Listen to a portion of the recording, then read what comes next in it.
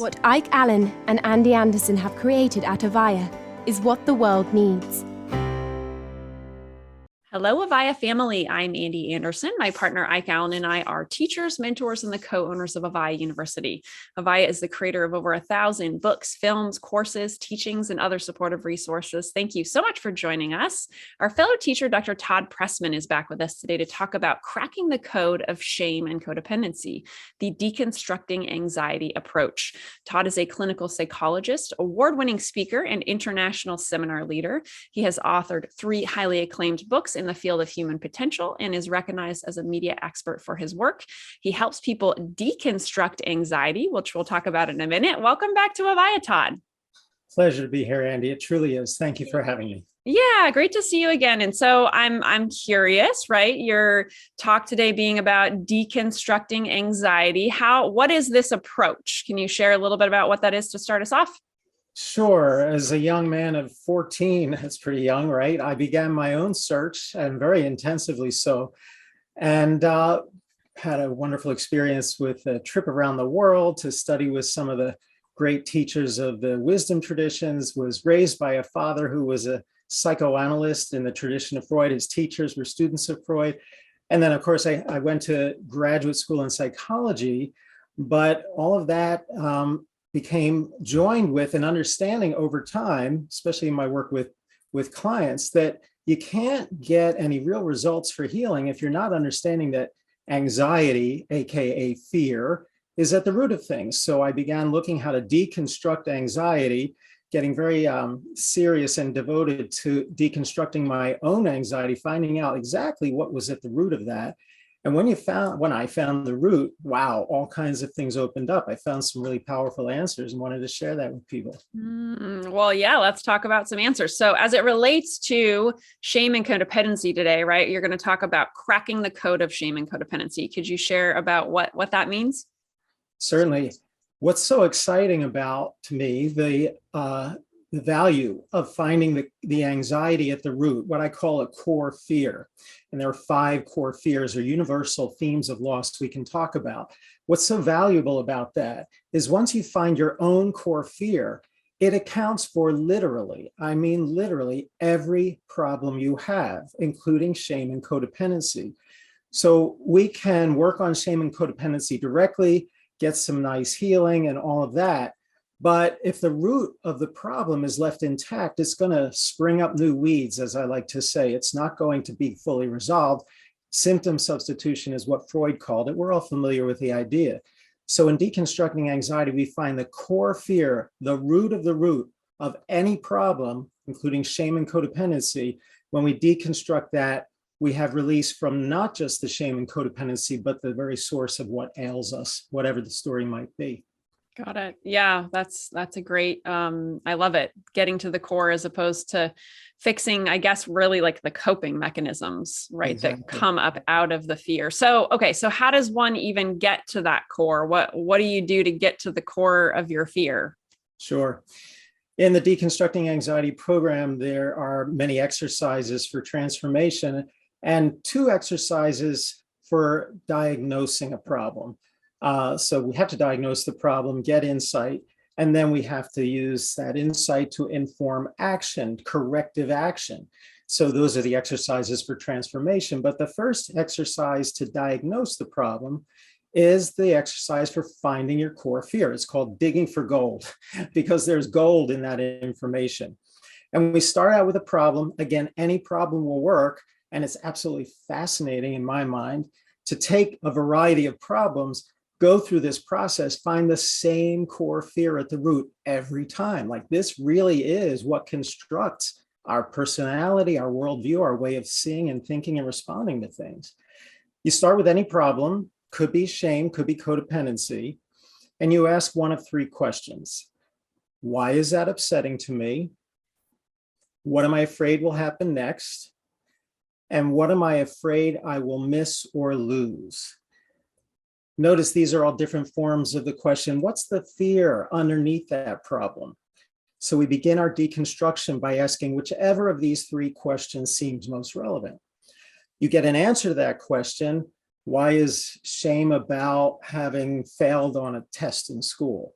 upsetting to me? Let's start with that one. The answer, the fear underneath that, might be something like, I'm afraid that I won't be accepted by my peers. There's the shame, right? And then we do it again. If you're afraid you won't be accepted by your peers, what are you afraid will happen next? Any one of the three questions that seems appropriate will do. If I'm not accepted by my peers, what am I afraid will happen next? I'll be ousted, right, from my circle of friends. And then again, one of the questions, if that happens, what are you afraid you'll miss or lose? And you keep going back and forth in zigzag fashion down in this deconstruction process until you find the core fear. Everybody's going to have their own. And there are these 5 basic categories from which we all pull from our experience to fit into one of our core fears. So those are loss of love, AKA abandonment. We all know that one. Or rejection or isolation or loneliness. Loss of identity, who I really am, how I know myself to be. Loss of meaning, the basic value, goodness, or worth of life. Loss of purpose, having a goal to make life better for ourselves and other people. And finally, the fear of death, kind of the granddaddy of them all, because if you're not alive, you can't pursue love, meaning, identity, and purpose. So that's the very rough sketch of how to do the digging for gold process. And okay, so clarify for me, Todd, because I lost it in the middle there, right? So these are these 5, these 5 thoughts or beliefs or something that then lead to us having the fear that then leads to the coping mechanisms, or how does that work? Sure. Again, when we're children and nobody escapes, we all meet fear somewhere along the line. And when it's significant enough, we have to make an interpretation to account for what just happened. It's too scary, too upsetting or distressing to just say, well, that was awful. Let's go back to being happy. We have to make up an interpretation, a way of making sense out of it so we can understand what happened and know how to respond in the future.